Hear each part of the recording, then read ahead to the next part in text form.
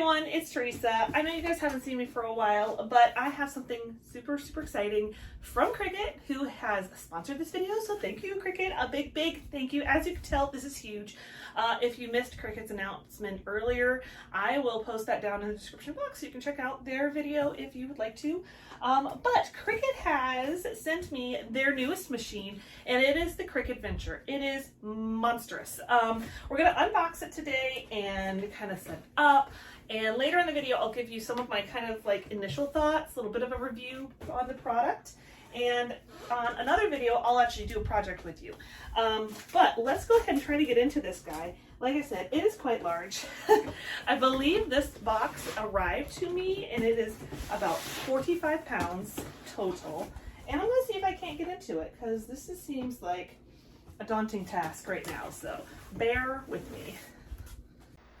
All right, be prepared to laugh because this is comical. With how large this box is, it's a lot more effort and work to really get it to, you know, come apart. See all that right there? That was dust off my fan because of the box coming off. It hit my fan blades. I was like, oh no, I'm gonna have my whole thing fall off. All right, so there's like an outer shell to the box, I guess to keep it all safe and everything. And then I was trying to be super careful with moving it around and have to be really careful with those scissors. Those were huge scissors. But it is well taped in there in the boxing and everything. And doing this on the floor would have been a lot easier. I'll be really honest. It would have been a lot easier on the floor, but there's these little metal, or not metal, excuse me, these little plastic pieces in there. Just toss them because that's going to help you get this box actual like off of it. So as you can tell, this is large. Nothing that I'm aware of, at least, that has come out from Cricut has been this big. So this is the setup box. Oh my goodness gracious. There's a lot. There's a lot to this machine. Oh, it's not that bad. Okay. I was thinking it was going to be a whole manual. So we got some plugs like normal, and I don't know what this guy is. All right, and some brushes, cleaning stuff. This is a little different than what is traditional for Cricut in that it does require some cleaning and maintenance. That's going to be all in here. I am going to take a look at all of this, get this out without you watching me struggle, and get it kind of set up, and I'll show you in a moment what that is exactly. All right, so it's been a little bit of time since I've gotten the machine, set it up, filmed all of that for you, and I wanted to share some of my thoughts and opinions about it. Truth be told, I have probably had to move it about 3 times to really find the right spot for it. Obviously, it's really large, and that's great for your crafting and your making and everything like that. It's so great to have that versatility to be able to make such wide projects. I haven't used it for the width yet. I have some ideas in mind for that, you know, things that I need to make 25 inches wide. I'm really excited for that. Do not get me wrong.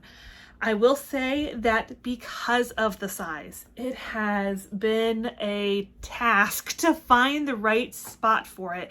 And I know I have the blessing that the majority of the time, this room that I'm in right now is primarily for crafting. It's actually, I use it as my daytime regular job office too, but I mean, you guys have seen my tours if you've been around for a while. You know I've got a lot of stuff in here that's crafting, but it's been a job to find a good spot for it. So that I mean, it's a pro in the fact that it's so huge, but it's also kind of a con in the fact that it's so huge. I will show you as well.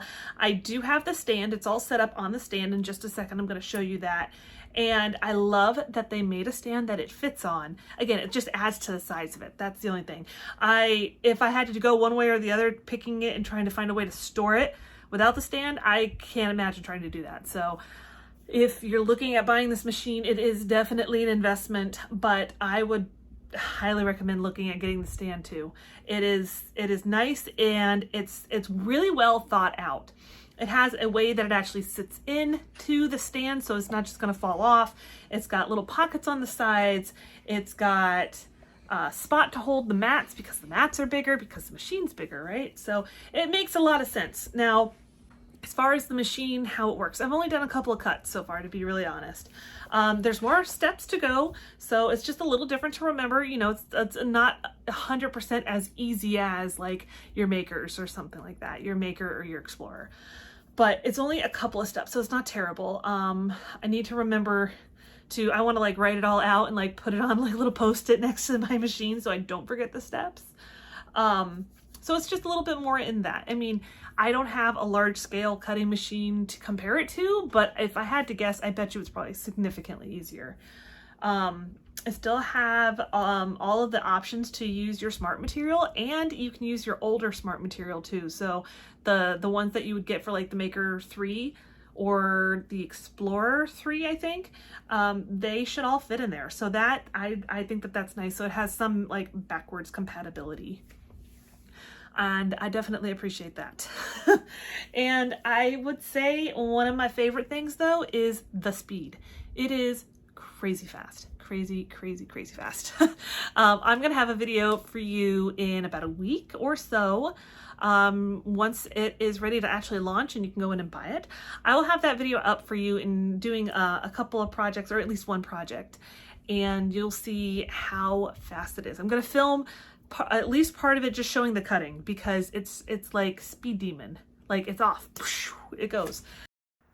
So one thing I definitely want to mention about this is you'll notice that it's at a bit of an angle. It's actually at like a 45-degree angle. And from my understanding, that is so you don't have to have all the space in the front and all the space in the back. So I guess regular large format cutting machines actually need like 3 feet in the front, 3 feet in the back. So as you can see, I don't have 3 feet in the front and the back. I don't have 6 feet like anywhere in my room. So that is definitely a benefit to the design that they did. So like, again, they're really thinking every single little thing kind of through. So I'm super excited about this machine. I hope you are too. Make sure you leave a comment below on kind of what projects you think you would make, and if you're excited to see some projects coming up from me. And I can't wait to hear from you, so comment down below and I will see you next time.